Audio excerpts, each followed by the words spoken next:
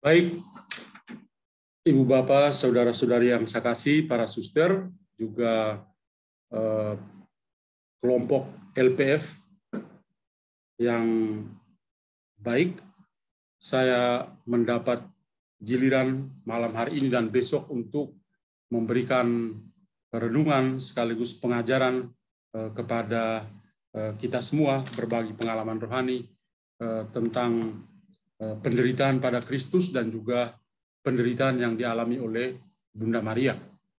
Saya seperti biasa ya menyiapkan bahan, saya tampilkan paling kurang tidak monoton ya, tapi semua bisa mengikutinya dengan baik.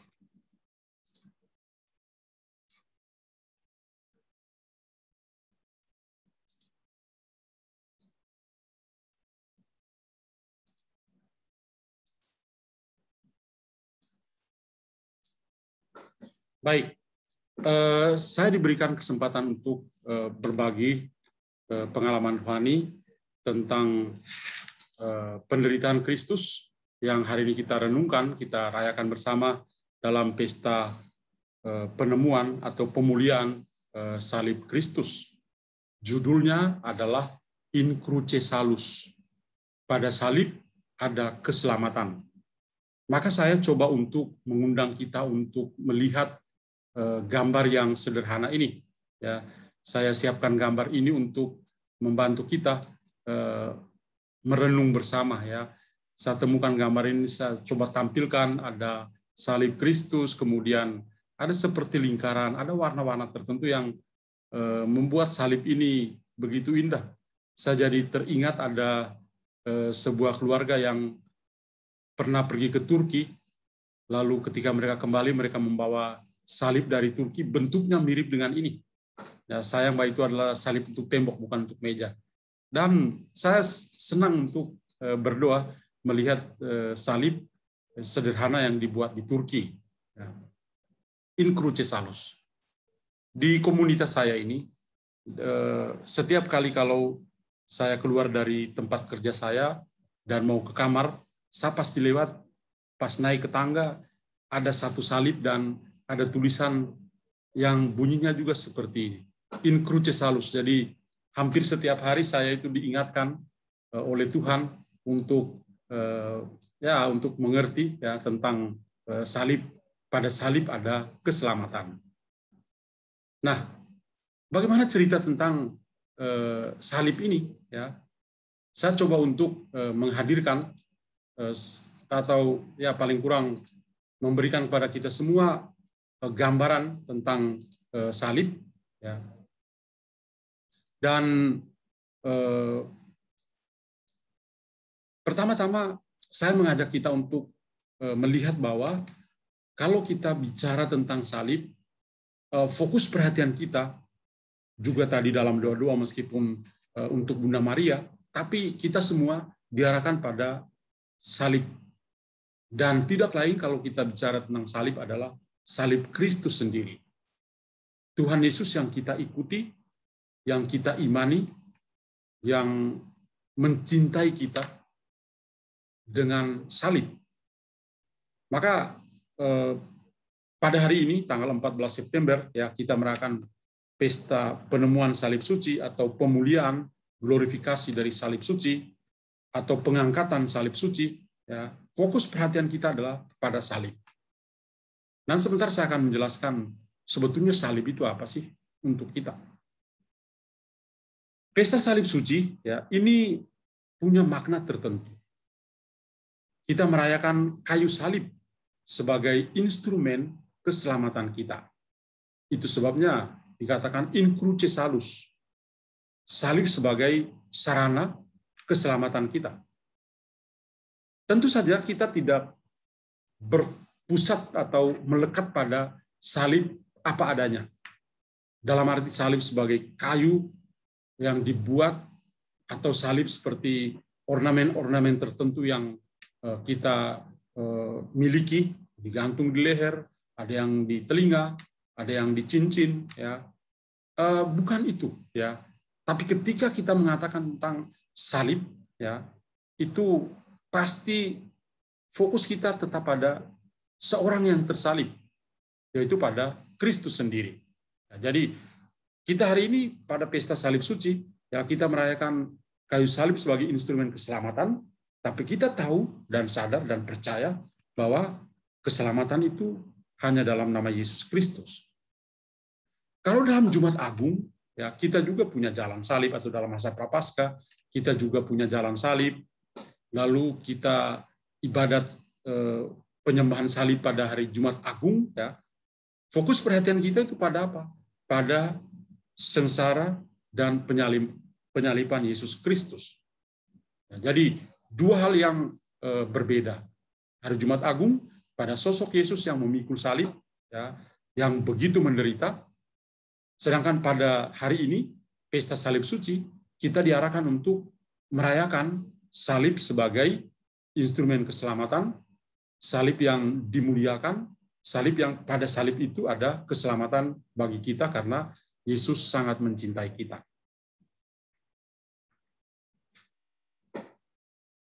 Bagaimana ya bisa muncul pesta salib suci dalam gereja Katolik, ya, dan juga dalam gereja Ortodoks, juga gereja-gereja reformasi, terutama gereja Lutheran. Ya, saya yakin mungkin GKI atau GKJ ya itu juga punya ingatan-ingatan tentang pesta salib suci ini. Ya. Ada sebuah legenda. Tapi sebelum legenda ini saya ceritakan, kita tahu bahwa setelah Yesus wafat, lalu muncul para rasul, dan mereka pergi kemana-mana untuk mewartakan Injil, apalagi setelah Saulus yang menjadi Paulus dan melakukan perjalanan misioner, maka gereja berkembang, jumlah orang bertambah, dan nama Yesus itu selalu disebut-sebut, Yesus dari Nazaret, bahwa dia pernah hidup, pernah wafat, dan bahwa dia bangkit. Dan para rasul itu memberikan berbagai macam kesaksian. Tetapi satu hal yang juga menjadi challenge atau tantangan besar bagi gereja perdana adalah kemartiran. Banyak orang itu menumpahkan darah karena mencintai Kristus, karena mengimani Kristus. Karena itu, sebelum tahun 313, banyak darah yang tertumpah. Sampai-sampai seorang bapak gereja, namanya Tertullianus, dia mengatakan bahwa darah para martir itu adalah benih yang subur bagi iman Kristiani. Darah para martir itu benih untuk iman Kristiani. Ini membuat kita mengingat apa yang dikatakan oleh Yesus dengan satu perumpamaan, kalau biji gandum jatuh ke dalam tanah dan tidak mati, maka tidak akan menghasilkan kehidupan. Tapi ketika dia mati, dia akan muncul ya benih yang baru. Ya. Yesus juga seperti itu. Dia wafat sebagai martir agung, maka para pengikut-pengikutnya itu banyak yang menumpahkan darah. Dan Tertullianus, seorang bapak gereja, mengatakan itu adalah benih iman Kristiani. Dan itu kita semua pasti yakin bahwa darah para martir itu yang membuat iman Kristiani itu menjadi semakin subur. Ya. Dan itu terjadi sampai saat ini. Kenapa gereja itu masih tetap ada? Karena dibangun di atas darah ya dari para martir juga. Dan tahun 313 keluarlah satu peraturan, Edik Milano namanya, dan peraturan itu mengatakan bahwa agama Kristen itu menjadi agama resmi untuk kerajaan Romawi. Maka ini sebuah kemenangan yang besar. Bayangkan dari Yesus wafat sampai tahun 313, ya itu sekitar abad keempat, itu baru ya gereja itu merdeka. Ya. Dan apa yang terjadi? Pemimpin-pemimpin Romawi yang saat itu ya tadinya seperti Kaisar Diocletianus yang juga terkenal sangat kejam, ya semuanya sudah lewat. Maka muncul seorang kaisar yang baru, namanya Konstantinus Agung. Dan Konstantinus Agung ini punya ibu yang saleh, yang menerima Kristus, namanya Helena. dia minta kepada anaknya untuk bisa pergi berziarah ke Tanah Suci, ke Yerusalem. Dan ketika dia tiba di Tanah Suci, di Yerusalem, dia lalu melihat satu lokasi yang lokasi itu kemudian menjadi tempat untuk bisa membangun ya gereja yang disebut dengan Gereja Makam Suci di Yerusalem. Nah, apa yang terjadi? Yang terjadi adalah bahwa dalam proses penggalian untuk membangun Gereja Makam Suci, ternyata mereka temukan 3 buah salib. Bayangkan ini abad yang keempat ya, tapi menurut legenda itu mengatakan bahwa ketika Helena minta pada anaknya, Kaisar Konstantinus Agung, dan menyiapkan lokasi untuk membangun Gereja Makam Suci di Yerusalem, dalam penggalian ditemukan 3 salib.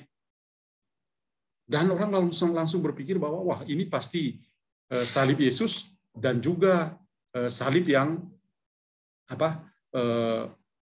yang dipakai untuk menyalibkan 2 penjahat. Maka apa yang terjadi? Dalam legenda itu diceritakan bahwa pada saat itu ada seorang perempuan yang sedang sakit keras. Maka salah satu salib itu ketika menyentuh perempuan yang sakit keras itu, yang sekarat itu, dia langsung jadi sembuh.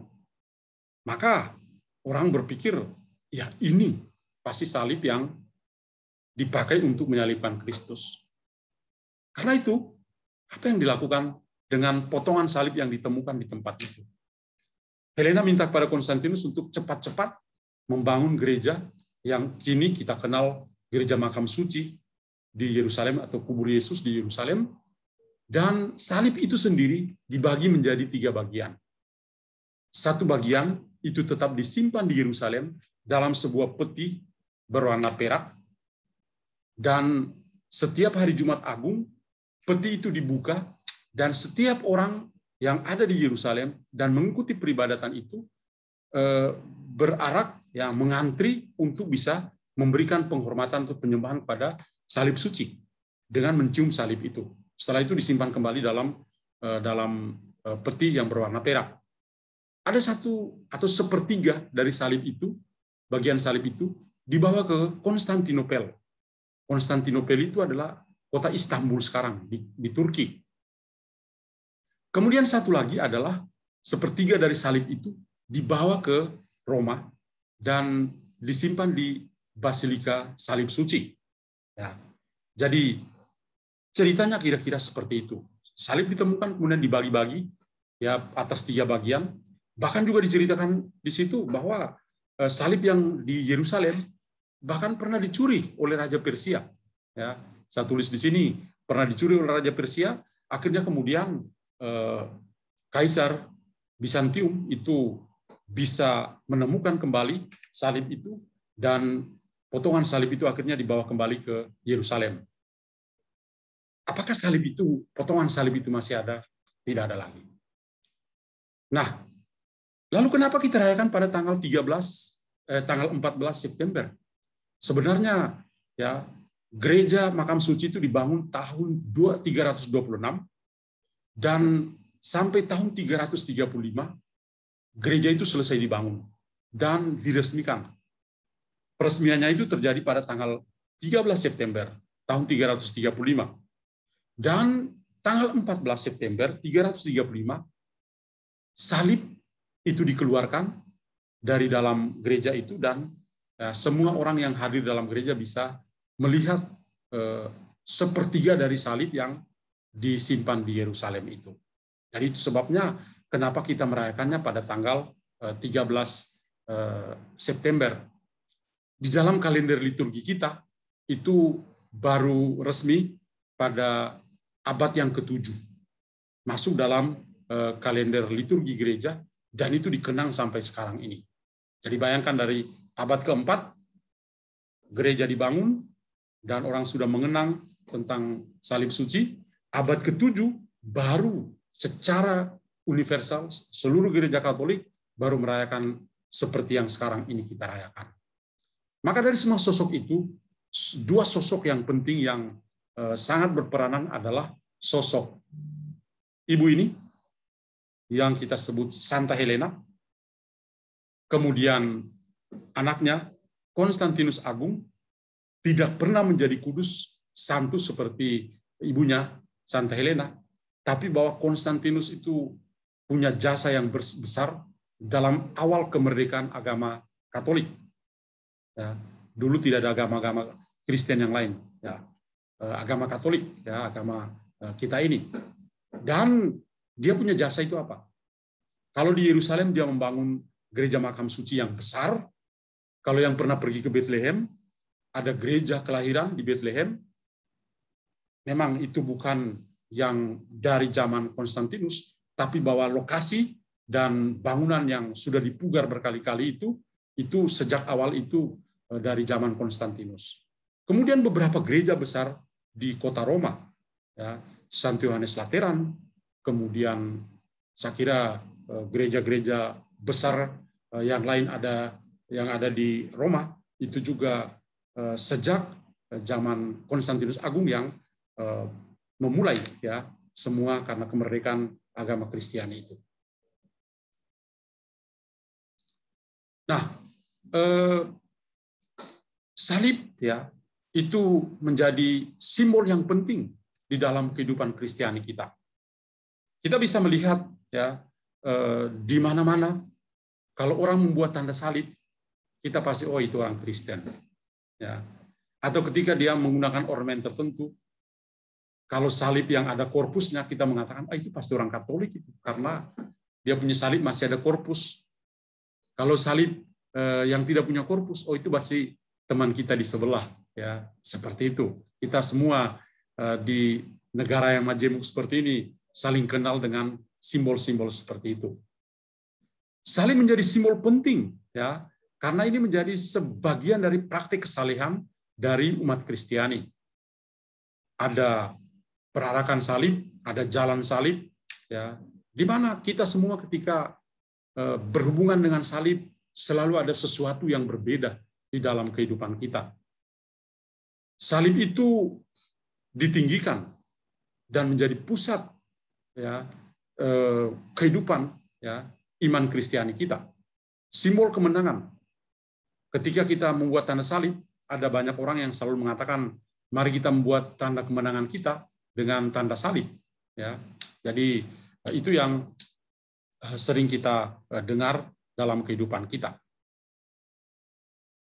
Nah, kalau tadi itu dari cerita yang berkembang, dari legenda tentang Santa Helena, kemudian berkembang sampai dalam liturgi gereja Katolik. Dan tentu saja di dalam liturgi gereja Katolik, kita tidak mengada-ada. Kita menemukan banyak teks dalam kitab suci tentang salib. Ya. Nah, saya akan berusaha untuk mengingatkan kita semua. Yang pertama adalah dalam kitab Perjanjian Lama, ya, satu teks yang cukup terkenal dan akhirnya menjadi sebuah teks liturgi kita adalah dalam kitab Bilangan bab 21 ayat 4-9. Umat Israel dalam perjalanan ke padang gurun, di padang gurun menuju ke tanah terjanji. Dan apa yang mereka alami di sana? Pengalaman jatuh dan bangun. Ketika mereka tiba sudah di sekitar Gunung Nebo, dari kejauhan mereka sudah melihat ada aliran Sungai Yordan, tanah Kanan itu sudah kelihatan. Tapi mereka masih bersungut-sungut juga. Mereka mengatakan kepada Musa begini, "Hai Musa, kamu tahu enggak, kalau di Mesir itu, kita itu duduk di depan kuali, dan ada ikan, ada bawang bombay, ada mentimun, ada bawang merah. Dan kita makan sampai kenyang. Anda membawa kita bertahun-tahun di padang gurun ini. Kita sudah muak, sudah bosan dengan makanan yang hambar yang diberikan dari langit." Komplain mereka kepada Tuhan melalui Musa. Dan apa yang dilakukan oleh Tuhan? Tuhan juga memberi kepada mereka sebuah pelajaran yang luar biasa. Dia memberi apa? Ular. Ular tedung. Ular tedung itu kobra. salah satu hewan di padang gurun yang kalau menggigit sekali itu mematikan. Dan banyak orang Israel itu meninggal dunia di situ karena digigit oleh ular kobra, padahal mereka sudah melihat tanah terjanji. Kenapa mereka mati? Karena mereka bersungut-sungut melawan Tuhan. Tuhan sudah kasih makan, mereka masih bersungut-sungut. Ya, benar-benar manusia. Ya, sudah dikasih hati mau jantung. Dan karena itu mereka akhirnya berpikir, wah, kita sudah jatuh dalam dosa ini. Kita harus bertobat. Pertobatannya seperti apa? Mereka datang pada Musa dan mereka katakan pada Musa, Musa, tolong berdoa kepada Tuhan. Kami ini sudah berdosa, supaya Tuhan bisa mengampuni kami. Maka Musa ketika mendengar mereka punya nada pertobatan seperti itu, dia lalu berdoa kepada Tuhan, Tuhan, saudara-saudara saya ini sudah berdosa, banyak yang sudah meninggal dunia. Masa engkau membiarkan mereka untuk meninggal semua di sini sebelum masuk ke tanah terjanji? Akhirnya Tuhan mengatakan kepada Musa, ayo Musa, tenang aja, ya. Saya mendengar doamu. Sekarang silakan ambil sekawat tembaga, buatlah dalam bentuk ular, lilitkanlah pada sebatang kayu, lalu tempatkanlah di tempat yang agak tinggi, supaya semua orang yang camping di sini, ketika mereka jalan dan digigit oleh ular kobra, cukup dengan memandang ya patung ular tembaga itu, mereka hidup. Musa membuat itu. Kita bisa lihat di gambar ini. Ini gambarnya lebih modern ya. Sebenarnya kawat yang dililit ini. Ya. Dan Musa menyampaikan kepada mereka. Dan banyak orang yang akhirnya selamat ketika mereka melihat ular ini. Tentu saja kita berpikir ya ada banyak hal. Pertama, ular itu ya dalam kitab Perjanjian Lama itu simbol iblis, kematian ya. Maka hal yang menakutkan, ular itu yang menggoda Adam dan Hawa dan akhirnya mereka jatuh dalam dosa. Ya. Tapi Tuhan mau menjadikan ya, ular itu sebagai simbol hidup ya, melalui Musa. Dan ini nanti kita akan lebih mengerti lagi dalam konteks Yesus sebagai Musa baru. Kalau di padang gurun ya, yang diangkat adalah ular. Nanti dalam Perjanjian Baru yang diangkat adalah Yesus sendiri. Nah, salib ini atau ular tembaga ini, kalau pada saat ini kita lihat di rumah sakit atau ada simbol tertentu di rumah sakit, biasanya mereka pakai ular ya, ada simbol ular ya di rumah sakit atau di apa, pokoknya yang berhubungan dengan kesehatan. Mungkin ada hubungan dengan cerita Musa dan umat Israel dalam kitab Bilangan ini. Jadi yang menarik adalah dalam situasi yang sulit, Tuhan itu masih menunjukkan kerahimannya supaya bisa menyelamatkan orang-orang yang digigit oleh ular. Dengan hanya memandang, mereka akhirnya hidup. Ya. Kemudian, kalau kita dalam dunia Perjanjian Baru, sebelum kita ke Injil, Santo Paulus itu luar biasa. Ketika dia menulis kepada jemaat di Filipi, dia mengatakan begini, Yesus Kristus itu, walaupun dalam rupa Allah, tidak menganggap kesetaraan dengan Allah itu sebagai milik kepunyaannya yang harus dipertahankan. Melainkan dia berkenosis. Kenosis itu artinya mengosongkan dirinya. Mengosongkan dirinya, mengambil rupa sebagai seorang hamba, dan menjadi sama dengan manusia. Bayangkan Allah itu, anak Allah, Yesus anak Allah itu rela turun tingkat, ya, turun tingkat sampai menjadi setara dengan manusia. Dan dalam keadaan sebagai manusia Yesus, ia masih merendahkan diri lagi. Bayangkan cara Paulus ya, sangat hiperbolis ya. Dia mengatakan hal ini. Anak Allah merendahkan dirinya, mengosongkan dirinya, ya, menjadi manusia. Dan dalam keadaan sebagai manusia masih merendahkan diri. Dan bukan hanya sampai di situ merendahkan diri. Dia juga taat sampai mati, bahkan sampai mati di kayu salib. Itulah sebabnya Allah sangat meninggikan dia dan mengaruniakan kepadanya nama di atas segala nama, supaya dalam nama Yesus bertekuk lututlah segala yang ada di langit dan yang ada di atas bumi dan yang ada di bawah bumi, dan segala lidah mengaku Yesus Kristus adalah Tuhan. Jesus Christ is the Lord. Bagi kemuliaan Allah Bapa. Ini adalah himne kristologis yang sangat indah dari Santo Paulus. Ya. Kata-kata yang penting yang membantu kita. Yesus itu anak Allah, tapi rela berkenosis, rela mengosongkan dirinya. Seorang anak Allah yang rela merendahkan dirinya, serendah mungkin, setingkat hamba. Bahkan dia mati di kayu salib. Salib menjadi pilihan. Mari kita saksikan gambar ini. Saya memilih gambar ini yang kalau kita lihat menakutkan kita, ya. Tetapi pada saliblah, ya, keselamatan kita. In cruce salus, ya, tangan sang penebus dengan kepala berduri, dengan tangan yang berdarah-darah. Ya, inilah pengosongan diri Yesus. Inilah kerendahan hatinya, ya. Inilah ketaatannya.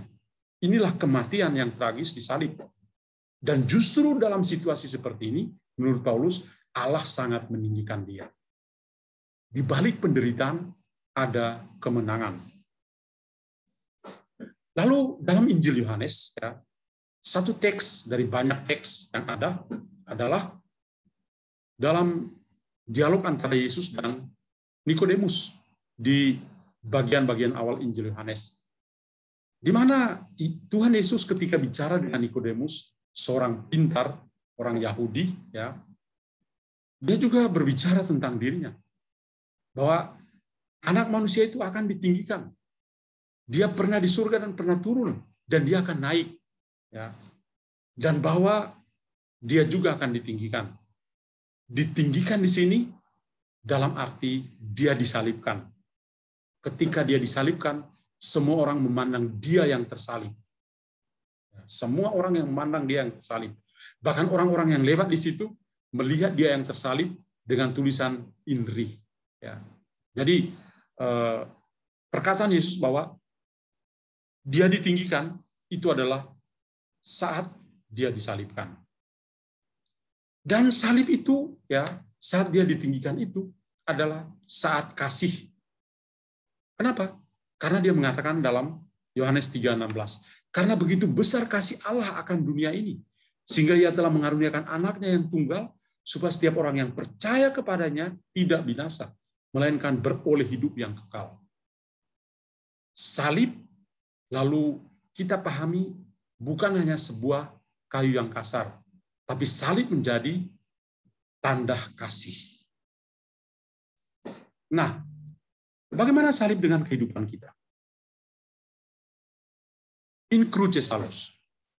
Tadi pagi ketika saya merayakan misa, saya tertarik dengan kalimat-kalimat atau ekspresi dari doa privasi pada pesta salib suci ini. Di mana di sana dikatakan, ya, dengan sebuah analogi yang sangat bagus. Pada pohon salib, engkau mendasarkan keselamatan manusia. Dari pohon Firdaus datanglah kematian. Dari pohon salib bangkitlah kehidupan. Dan yang dulu menang di pohon Firdaus, kini dikalahkan di pohon salib oleh Kristus Tuhan. Ini bahasa yang sangat indah. Kita jadi ingat Adam dan Hawa. Tuhan sudah sampaikan kepada mereka, dari semua pohon di Firdaus ini, you boleh makan, kecuali yang itu, pohon pengetahuan. Tapi mereka digoda oleh ular, simbol iblis, dan mereka jatuh. Dan konsekuensi kejatuhan mereka adalah kematian.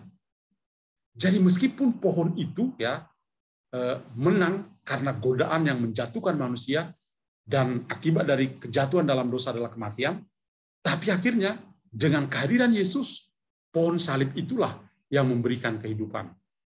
Maka di sini dibuat, ya, antara Adam lama dan Adam baru. Yesus adalah Adam baru, sering diumpamakan seperti itu. Dan kedua-duanya punya relasi dengan pohon pada pohon salib, Allah mendasarkan keselamatan bagi kita sebagai manusia. Dari pohon Firdaus ada kematian. Kenapa? Buahnya dimakan, mereka jatuh dalam dosa, konsekuensinya adalah kematian. Tapi dari pohon salib, bangkitlah kehidupan. Kristus tersalib, ketika dia bangkit dengan mulia, lalu yang ada adalah kehidupan. Santo Paulus mengatakan, ya, jika kita mati dengan dia, kita akan hidup dengan dia. Atau dalam suratnya kepada jemaat di Roma, dan orang-orang yang mati dan dibangkitkan bersama Kristus akan hidup hanya bagi Tuhan. Maka tepat sekali ekspresi yang berbau Santo Paulus ini. Ya, salib, pada pohon salib bangkitlah kehidupan. Dan yang dulu menang di pohon Firdaus karena bisa menggoda dan menjatuhkan, kini dikalahkan di pohon salib oleh Kristus. Maut itu dikalahkan, iblis itu dihancurkan karena pohon salibnya Yesus Kristus. Jadi, ekspresi yang diungkapkan dalam prefasi suci, dalam Pranikaris tadi pagi, saya sampai sambil mendoakannya, saya, wah, luar biasa ekspresi ini ya, saya mesti tuliskan kembali untuk malam ini dan saya bagikan malam ini. Simbol kasih, suatu saat saya mendapat sebuah kutipan yang indah ini. Simbol kasih yang agung bukanlah hati, melainkan salib. Mengapa demikian? Karena jantung selalu bisa berhenti, berdetak. Tetapi dia yang disalibkan itu, atau dia yang disalibkan di atas kayu salib itu, tidak akan berhenti mengasihi. Anak-anak muda ketika jatuh cinta, lagi kasmaran, mereka buat apa? Gambar hati, kemudian ada anak panah, lalu ada titisan-titisan darah. Mungkin tanda-tanda mereka mau putus cinta. Ya. Simbol cinta itu bukan hati. Saya sepakat dengan ini. Simbol kasih itu bukan hati, melainkan salib. Kenapa? Jantung itu bisa berhenti berdetak. Tetapi dia yang tersalib itu tidak akan berhenti untuk mengasihi kita. Ini ekspresi yang luar biasa. Kristus tersalib itu karena kasih. Dan dia tidak berhenti untuk mengasihi kita. Di dalam tulisan Santo Paulus, 1 Korintus bab 1 ayat 22 dan 24, dikatakan begini, orang-orang Yahudi menghendaki tanda, dan orang-orang Yunani mencari hikmat. Ya, ini memang dua hal yang indah dalam Injil. Orang-orang Yahudi suka minta tanda pada Yesus, dan Yesus mengatakan, hanya ada satu tanda, yaitu tanda Nabi Yunus. Orang-orang Yunani itu pintar, dengan filsafat mereka mencari hikmat. Tetapi Paulus dan teman-temannya mengatakan, kami memberitakan Kristus yang disalibkan. Yang mana salib bagi orang-orang Yahudi adalah suatu skandal, suatu batu sandungan. Dan orang-orang bukan Yahudi, suatu kebodohan. Orang-orang Yunani tentu saja yang mencari hikmat. Tetapi untuk mereka yang dipanggil, baik orang Yahudi maupun orang bukan Yahudi, Kristus adalah kekuatan Allah dan hikmat Allah. That's our life. Itu adalah kita. Ya. Kristus adalah kekuatan Allah dan hikmat Allah. Paulus mau sampaikan kepada orang Korintus sesuatu yang sangat jelas. Mereka adalah orang Yahudi dan di antara mereka ada juga orang Yunani. Tapi bahwa mereka sudah menerima Kristus, maka yang paling penting bagi mereka adalah Kristus adalah kekuatan Allah dan hikmat Allah. Ini yang kita pegang juga dalam kehidupan kita. Atau ketika kita jalan salib, apa yang kita selalu omongkan? Kita mengatakan, sebab dengan salib sucimu, engkau telah menebus dunia. Sambil kita berlutut. Kita berlutut untuk menyembah salib. Kenapa? In cruce salus. Pada salib ada keselamatan. Lagi-lagi saya mau mengatakan, bukan pada kayu, tapi dia yang tersalib itulah yang memberikan keselamatan. Karena Santo Lukas dalam kisah para rasul ya mengatakan bahwa keselamatan hanya dalam nama Yehosua, Yesus Kristus. Santo Paulus dalam Galatia bab 6 ayat 14 dia katakan, tetapi aku sekali-kali tidak mau bermegah selain dalam salib Tuhan Yesus Kristus, sebab olehnya dunia telah disalibkan bagiku dan aku bagi dunia. ini juga sangat indah. Ya. Paulus tidak berteori, tapi Paulus berbicara dari pengalaman hidupnya. Dia tersalib ya dalam perjalanan misionernya, tapi justru salib Kristus itu yang membuat dia menjadi kuat untuk terus-menerus mewartakan Injil. Kemudian Santo Fransiskus dari Sales, dia katakan salib yang ia kirimkan kepada kita telah ia pertimbangkan dengan matanya yang serba tahu, dipahami dengan pikiran ilahinya, diuji dengan keadilannya yang bijaksana, diingatkannya dengan tangannya penuh kasih, dan menimbang dengan tangannya sendiri. Ya. Dan kemudian mengirimkannya kepadamu dari surga. Salam istimewa dari Tuhan untukmu, sedekah kasih Allah yang Maha Penyayang. Salib itu seperti sedekah, ya, hadiah istimewa dari surga bagi setiap orang.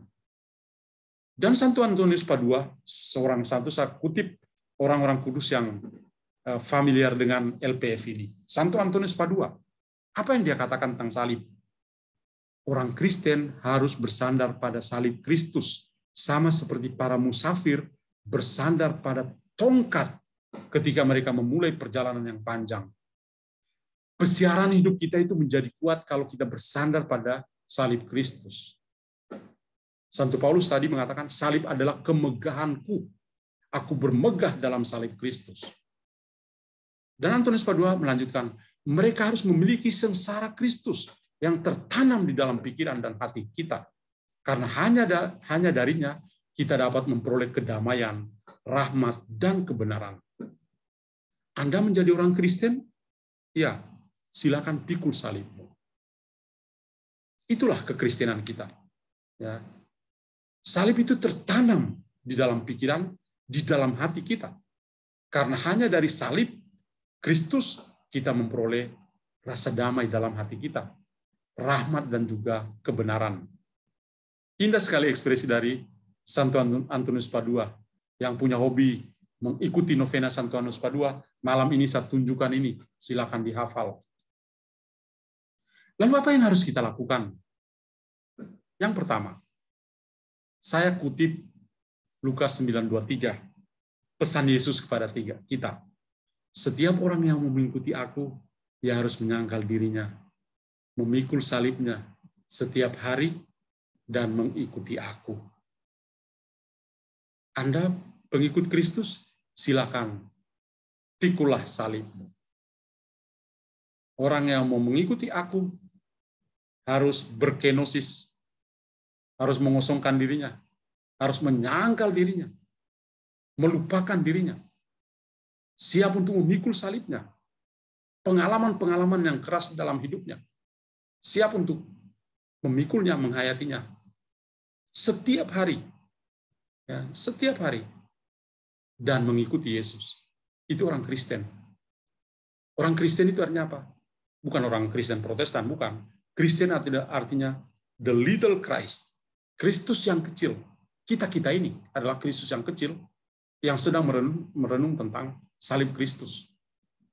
Yang kedua, kita berusaha untuk bisa memahami yang namanya tanda salib. Banyak kali kita ini orang Katolik, tapi tidak tahu buat tanda salib. Salib itu coba kita lihat di gambar ini, benar-benar salib ini. Ada yang ke bawah itu cukup panjang, dan yang ke sana pasti lebih pendek. Kadang-kadang ketika kita membuat tanda salib, itu memalukan.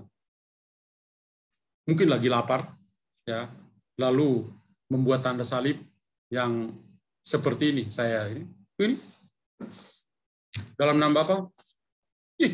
Kok tanda salibnya seperti itu? Nggak ada tanda salib yang begitu. Tanda salib yang benar adalah ya, di kening, di dahi, dalam nama Bapa. Kenapa? Sambil meletakkan tangan di dahi, kita menyebut nama Bapa. Karena Bapa itu yang punya rencana, punya kehendak, menciptakan segala sesuatu. Ya. Bapa yang punya kehendak. Kemudian dari dahi atau dari kening ini, lalu ke perut kita.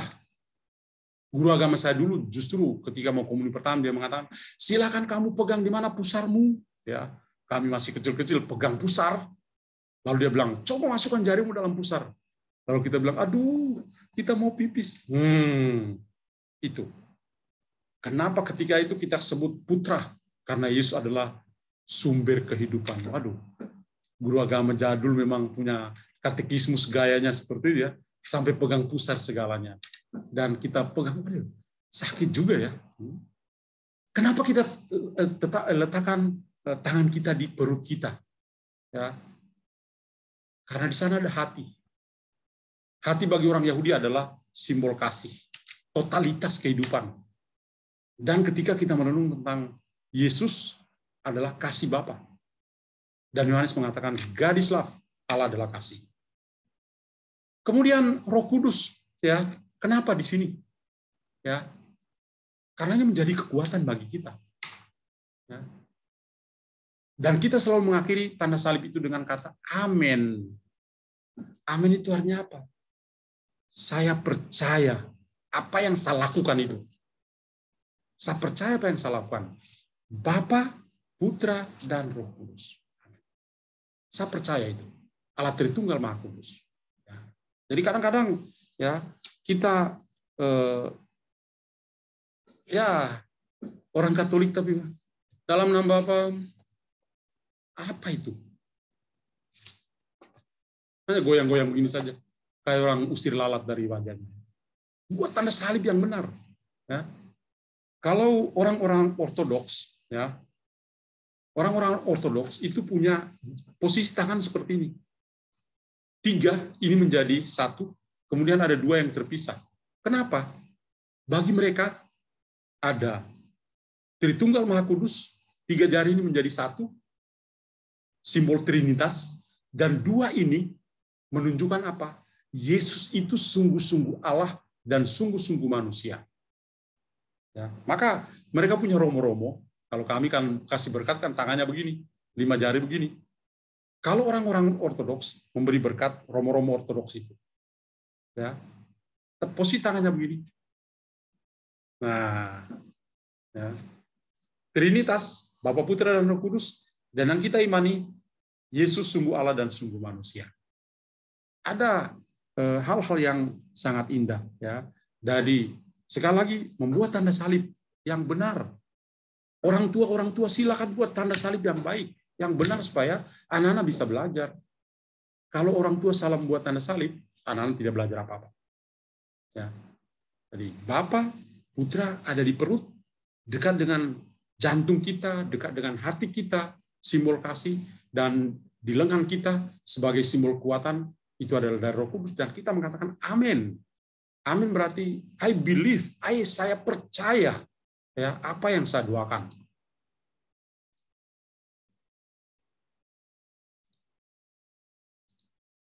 Lalu yang ketiga ya adalah kita memahami makna salib. Memahami makna salib. Banyak kali kita mengatakan salib tapi kita tidak mengerti. Salib itu apa? Ya, kadang-kadang umat datang, Romo itu salib saya, Romo. Nggak tahu, ngerti ya, apakah dia mengerti tentang salib atau tidak.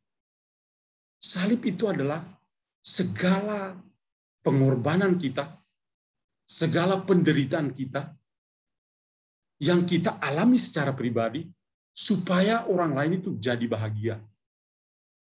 Salib bagi Kristus itu tidak hanya sekedar kayu yang kasar itu, tetapi pengorbanan dia, penderitaan dia sampai berdarah-darah, sampai wafat, supaya manusia berdosa bisa selamat. Itu salib Kristus. Saya ambil contoh, bulan yang lalu saya bicara tentang Santa Monica dan Santo Agustinus ya. Salib bagi Santa Monica itu apa? Agustinus. Setiap pengorbanan dari dari Monica membuahkan pertobatan dari Agustinus. Penderitaan seorang ibu hasilnya adalah pertobatan. Itu namanya salib. Jadi apa yang kita alami, pengorbanan-pengorbanan kita, dan punya dampak yang positif, transformasi atau perubahan radikal dalam kehidupan orang lain, dia menjadi lebih baik lagi, itu adalah salib. Kalau tidak seperti itu bukan salib. Itu kesombongan rohani. Dan kadang-kadang ya orang mungkin mau sombong secara rohani dan berbicara tentang salib.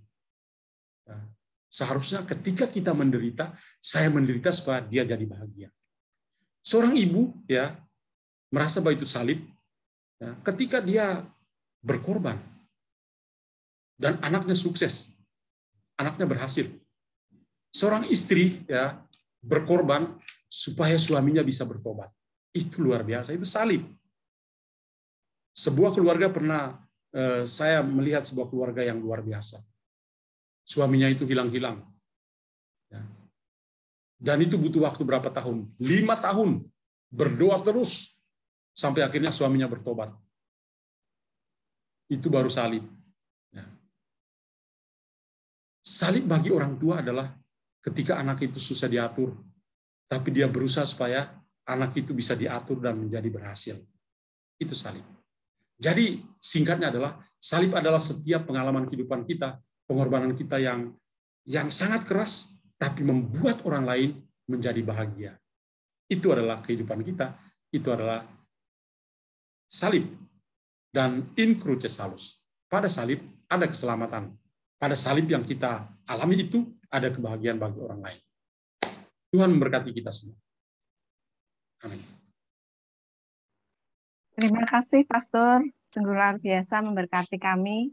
Renungan malam hari ini sangat begitu panjang dan lebar Pastor jelaskan. Dan kami percaya Bapak Ibu semua memahami apa yang Pastor jelaskan malam hari ini. Sedikit kesimpulan dari saya, Pastor, ya, tentang makna salib yang Pastor jelaskan malam hari ini, yaitu yang pertama, salib adalah lambang keselamatan.